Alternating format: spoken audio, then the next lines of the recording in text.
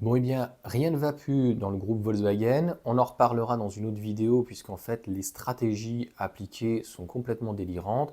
Et notamment, il suffit de voir donc cette Cupra. Donc, Volkswagen, pour le coup, a abandonné complètement donc Seat.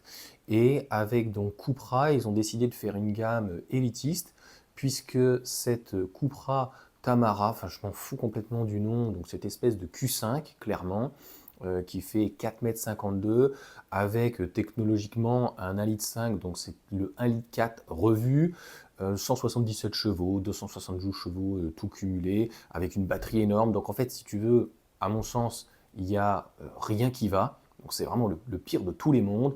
Un turbo, des filtres à particules, des catalyseurs, une batterie énorme, tout. Et pour le prix, la modique somme de 60 000 euros, 59 000 des bananes, à partir de, enfin, qui va les mettre ce type de tarif pour ce type de véhicule? Donc, pas moi en tout cas. Un petit peu d'options ou quoi que ce soit, ben, on va vite arriver pratiquement à 70 000 euros. Donc autant dire, on ne va pas en voir beaucoup de ce type de véhicule donc, sur la route.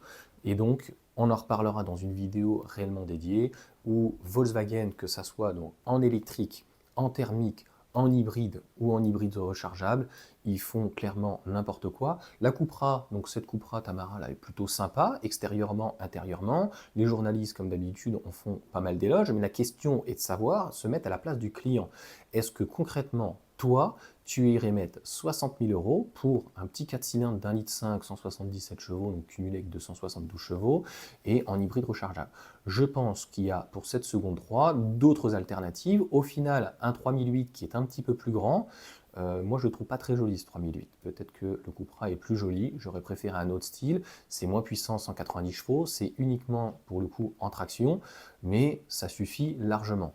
De mémoire, on est aux alentours des 45 000, donc on est quand même pratiquement 20 000 euros de moins, 15 000 de moins.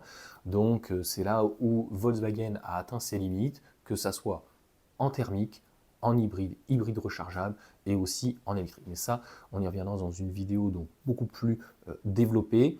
Et le chiffre d'affaires, en tout cas le bénéfice, n'arrête pas de se réduire. Et l'année prochaine, ça va être de pire en pire. Je pense qu'ils vont devoir clairement vendre tous les bijoux de famille. Allez, sur ce, ciao à tous.